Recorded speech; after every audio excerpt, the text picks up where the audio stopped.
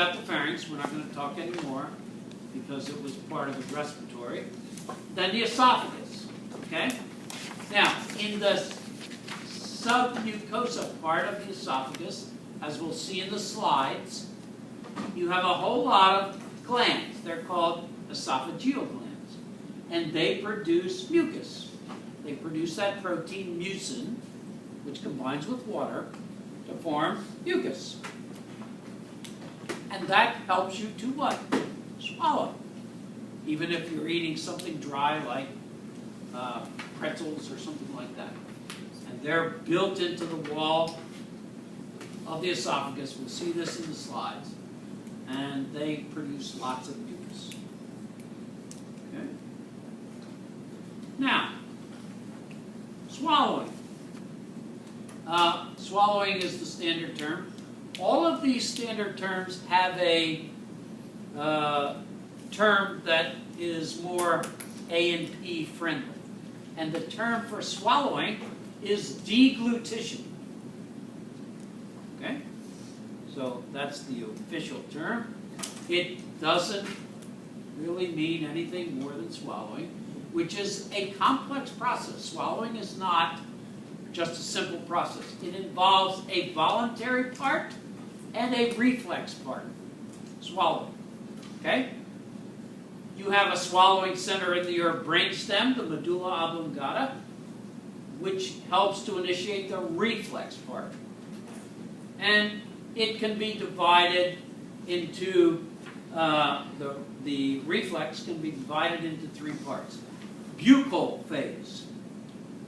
The bolus of food gets compressed against the hard palate, and then the oropharynx.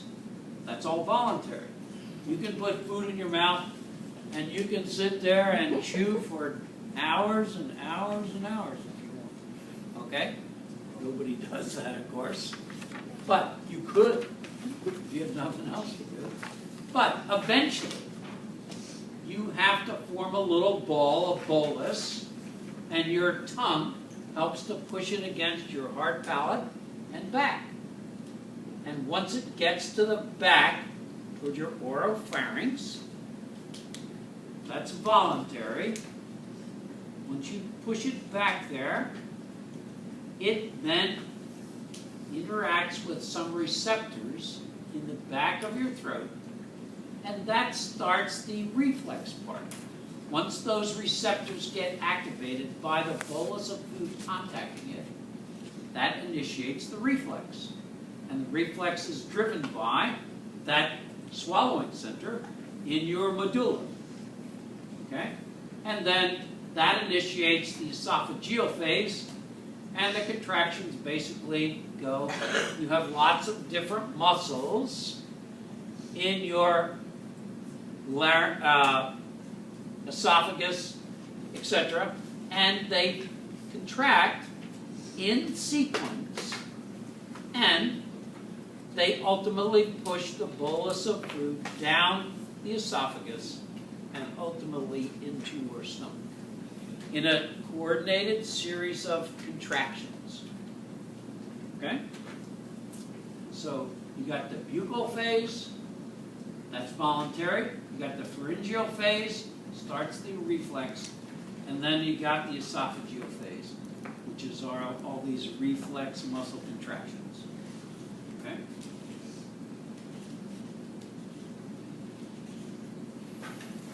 Okay, the stomach, we went over that, and so those basic parts we're not going to cover again.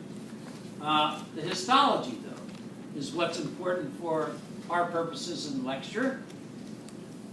Here are the four basic layers. Mucosa, all this. Okay? Up to, or I should say down to, and including this red band. That's all mucosa. Then you have kind of lavender here. That's submucosa. Then you have the muscularis externa, the layers of muscularis externa. And then you have serosa, this part down here. 4 basic layers. Okay? All right. Now, in the mucosa, just so focusing on this upper part. Okay? We had a stomach here. And we opened it up, and it was nice and clean, so you could see things. You would see that the surface has these ridges, and in between the ridges, there are little openings that go down in. See those openings right there? Going down. Here's one that they have blown up so you can see it better. This opening right here is called a gastric pit. It opens into this structure down here, which is a gastric gland. So you have a neck part, the first part, and then you have the gastric gland down here. And you have lots of those. Many, many, many gastric pits open into gastric glands, which is all this stuff down here. Okay? And you have some lamina propria in between the gastric glands. You can see that in kind of yellow here, and surrounding the gastric glands in between. Okay? So the pits open on the surface, and there's an area of what are called neck cells. They're actually called mucous neck cells because those cells produce a lot of mucus that gets put onto the surface. Remember, your stomach has very harsh conditions, and so the surface needs protection. Okay, so a lot of mucus produced by these cells here in this area. And then down here, you have several types of special cells, which we're going to talk about. So this is the gastric gland, this part down here. Okay, these two parts are gastric glands. So all these in here, gastric glands, they have two main cell types that are important for what goes on in your stomach. Okay? The first, parietal cells. Okay? They do two things. Love those test questions, don't you? Yes. Okay? Parietal cells. They make a substance called intrinsic factor. Intrinsic factor is released into the stomach, onto the surface. It survives the harsh conditions of the stomach, goes through the small intestine to the large intestine, and helps you absorb vitamin B12. Okay? That's one thing. It makes intrinsic factor. Could you repeat that? Parietal cells make this substance called intrinsic factor, goes through your digestive tube to the large intestine, and helps it absorb vitamin B12. The other thing it does is it secretes acid, parietal cells, in the form of two ions, the hydrogen ion and the chloride ion. And they come together after they're released and form hydrochloric acid, HCl. And that's why your stomach contents are so acidic. This is coming from parietal cells in the gastric glands down here. And it ends up going to the surface. Okay? Intrinsic factor and hydrogen ion and chloride ion forming hydrogen chloride. The second cell type, not yet, okay. The pH gets very low in the stomach because of that acid, the hydrogen ion and the chloride ion forming HCl. It helps to kill bacteria. It denatures proteins in the food you've eaten. It helps to break down plant cell wall, which is indigestible. It helps to break down connective tissue in meats that you might eat, or fish, either one, things like that. And it activates an enzyme that's going to start to digest proteins in the stomach. Okay? All that because of this low pH. Remember, is everything you eat completely sterile? It's not. It's not a big deal. Don't get all nervous about it and everything. Okay? Because we all ingest some bacteria. It's just part of life. Where is it? Everywhere. Okay? Unless you wear latex gloves to eat. Okay? There's always some bacteria on our hands. Even if you've washed your hands, there's still some there. So everybody gets an occasional bacteria. Why is it not a big deal? They get zapped. They don't survive the contents of your stomach. They get digested away just like everything else. Okay? So, it's not a big deal. Don't swear that you're never going to eat another thing. It's not bad. Okay? The second cell type, chief cells. We've got parietals doing two things. Now we have chief cells. They make a precursor of that enzyme. It's called pepsinogen.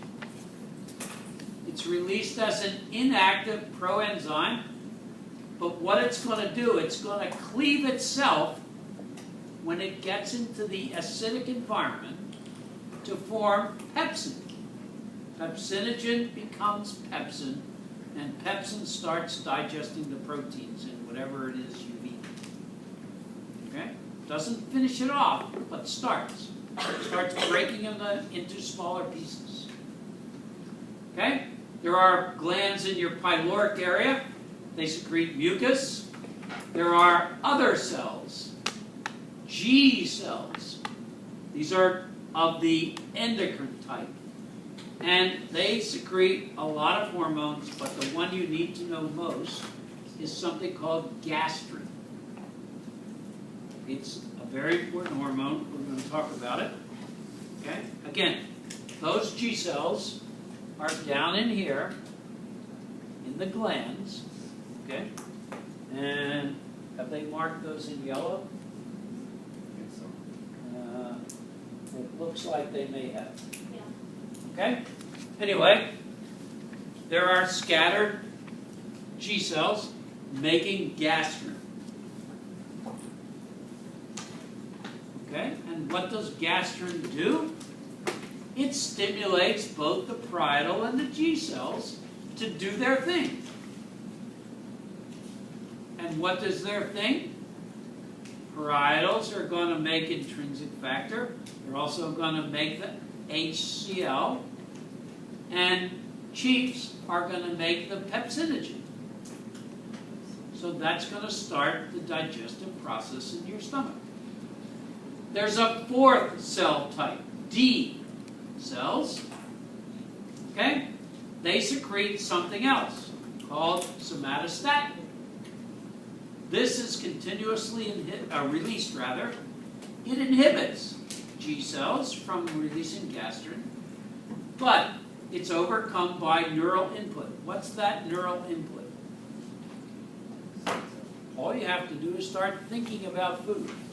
If you're thinking about food now, I wish you'd hurry up, I'm starving. Okay?